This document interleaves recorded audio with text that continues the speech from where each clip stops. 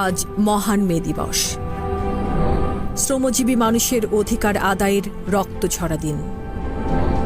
1886 সালের এই দিনে 12 ঘণ্টা কাজের পরিবর্তে 8 ঘণ্টার দাবিতে যুক্তরাষ্ট্রের শিকাগো শহরের হে মার্কেটের শ্রমিকরা রাস্তায় নামলে তাদের ওপর গুলি চলে।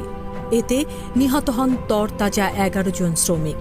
তাদের জীবনদানের মধ্য দিয়ে পরবর্তীকালে যুক্তরাষ্ট্রসহ গোটা বিশ্বে 8 ঘণ্টা শ্রমের দাবি মেনে নেওয়া হয়। সেই থেকে বিশ্বের শ্রমজীবী মানুষের অধিকার আদায়ের প্রতীক হিসেবে 1 মে আন্তর্জাতিক শ্রমিক দিবস হিসেবে পালিত হয়ে আসে।